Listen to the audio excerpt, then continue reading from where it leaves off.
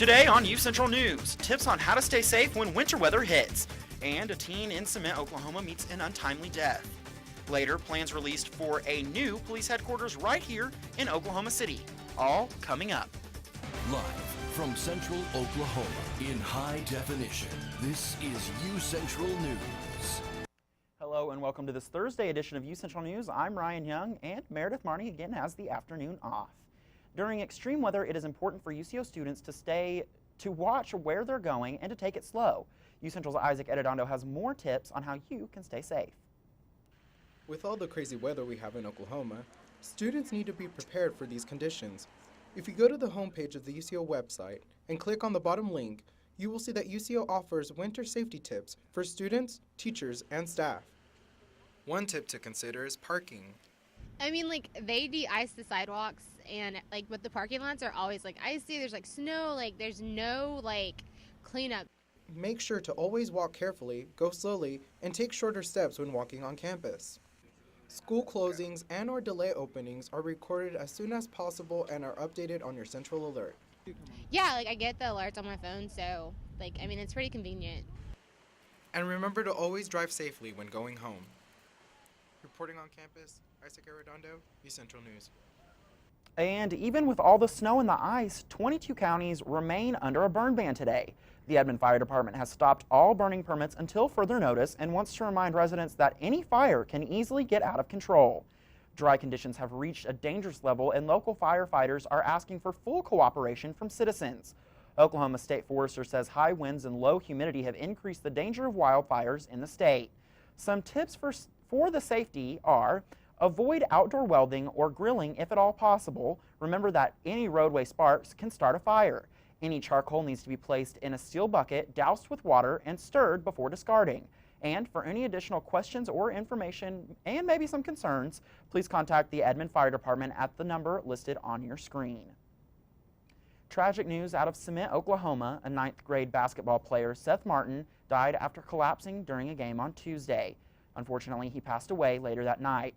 School officials say he asked to be taken out of the game, and as he sat down and then got back up, collapsed again.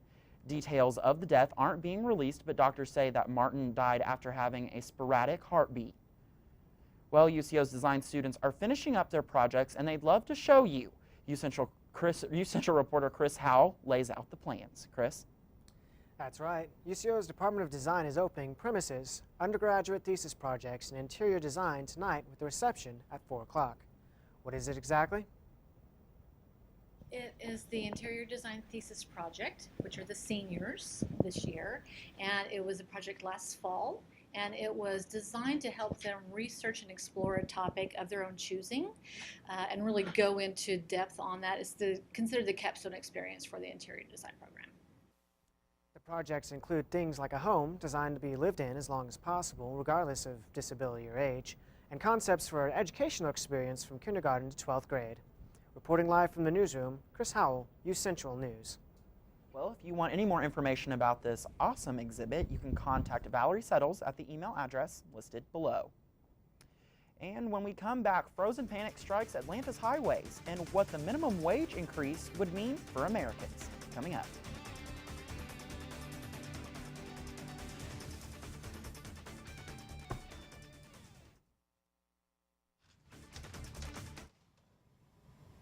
Wow, these are really good. You act surprised.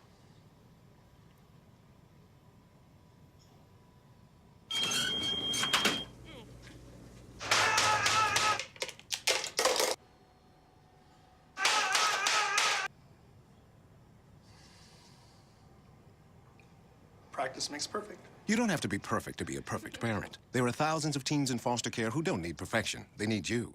I'm Oklahoma Insurance Commissioner John Doak. It's not a matter of if, it's a matter of when our state is going to be under severe weather conditions. Right now, we're in the middle of tornado and hail season. At the Oklahoma Insurance Department, we're here to serve you. You can reach us at 1-800-522-0071 or at our website at oid.ok.gov and get a free home inventory application for your family. I'm Oklahoma Insurance Commissioner John Doak, and our office is here to protect you.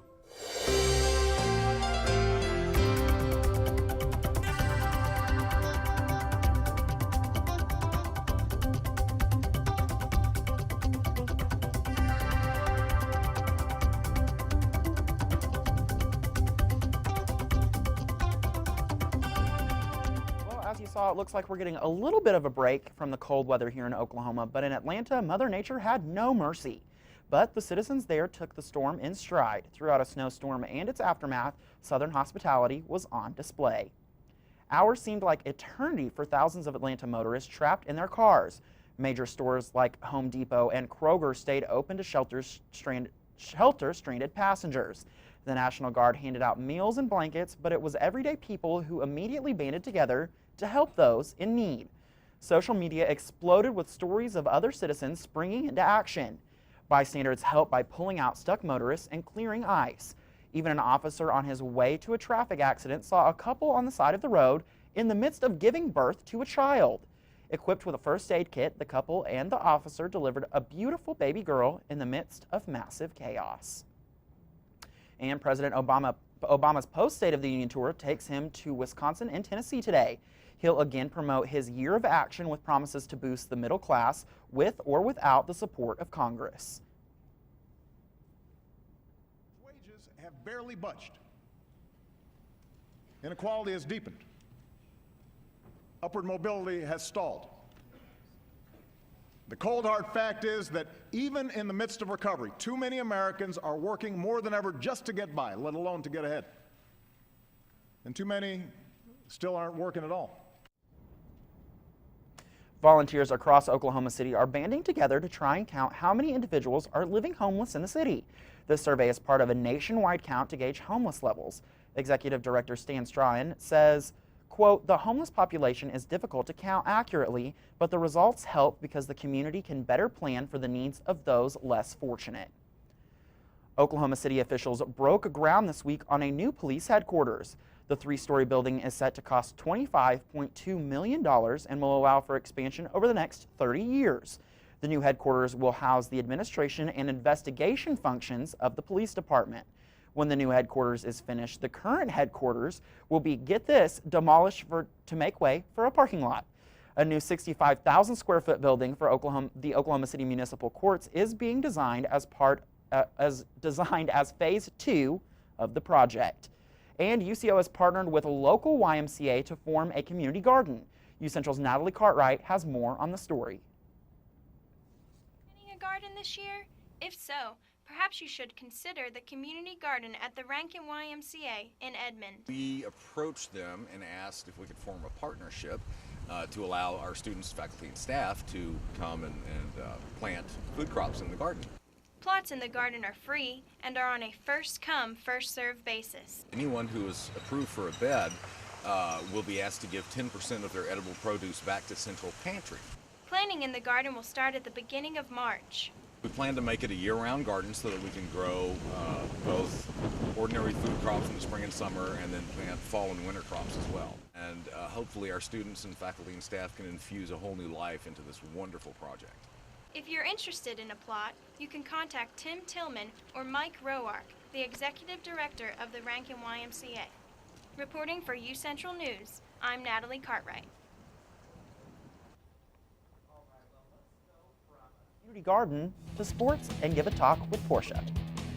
Coming up in sports, we have wrestling and an interview from seniors Phoenix, basketball and how their season is going, women's track and field, and lastly, we have the countdown to the Super Bowl between #1 defense and #1 offense.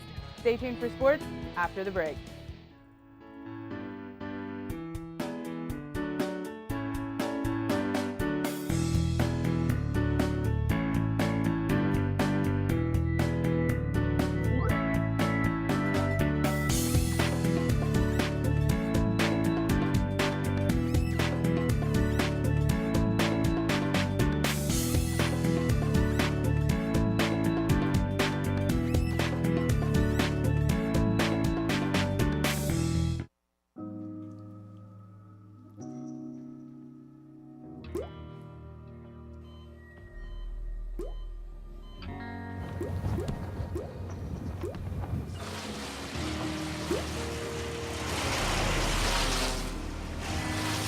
There are a million places you'd never consider texting.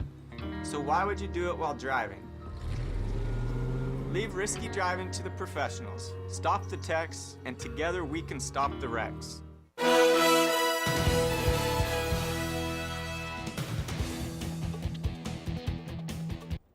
Hi everyone, I'm Portia Richardson. I hope you're all having a great Thursday. Thanks for joining me in this edition of UCentral Sports. Let's get started. The UCO wrestling team matched up against Central Missouri last night. UCO won 8 of the 10 matches. The team picked up 4 bonus points to breeze past Central Missouri, winning the duel 31-6. This was the 20th straight home win for the Broncos. Head coach David James said, "Overall, I saw a lot of good things, and we had a few guys take some positive steps. I got a chance to ask senior Zenick Farrell, who won his match, to see how he trains for duels." To prepare is just breaking through barriers, and what I mean by that is, like, at the end of practice, we do extra sprints, we do a lot of wing sprints, we do a lot of short burst type things. I don't know, if you pay attention out there, it's really a lot of short movement, real quick, explosive, maybe 15-second spurts at the most. So we're doing a lot of stuff like that, basically trying to get our lungs to expand and retract as fast as they can so we can maintain composure and wrestle a full 7 minutes without fatigue or anything like that. Zenick also stated the team appreciates the support from the UCO student body. Next, the UCO track and field will be heading to Joplin tomorrow to compete in the Missouri Southern Invitational. The meet will take place all throughout the day. The team says they have been working hard for this meet. If you don't have a chance to attend the meet, you can read the update Sunday night on broncosports.com. Moving on, UCO men's basketball plays Pitt State University this Saturday. The game tips off at 3:30 p.m. The game will be played here at UCO in the Hamilton Fieldhouse. As I stated Tuesday, UCO lost their last game 80-92 against Emporia State. The team is currently 11-6 overall. I talked to freshman player DJ Mahone about how the team could improve on the season. He stated they needed to play better defense and work as a team. Lastly, we are even closer to the Super Bowl. The game kicks off Sunday in New York between the Denver Broncos and the Seattle Seahawks. The game is scheduled to start at 5:30 p.m. If you aren't able to get tickets or you don't want to be out in the cold weather, you can watch the premiere on Fox. Well, that's all for sports today. I'll see you all again next week. Ryan, back to you. And even if you are going to go see that game, this might warm you up just a little bit to get you ready for the cold. Take a look at this cute little guy, the Toronto Zoo's newest member, an almost 3-month-old polar bear cub. The zoo released this video recently. It shows the cub playing in the snow for the first time ever. The cub is the only survivor of 3 cubs born November 9th to the zoo's female polar bear, Aurora. Well, that's all the time we have for today. Be sure to follow us on social media, Twitter, YouTube, and Instagram for all the latest updates. From all of us here at UCentral, thanks for watching and have a safe night.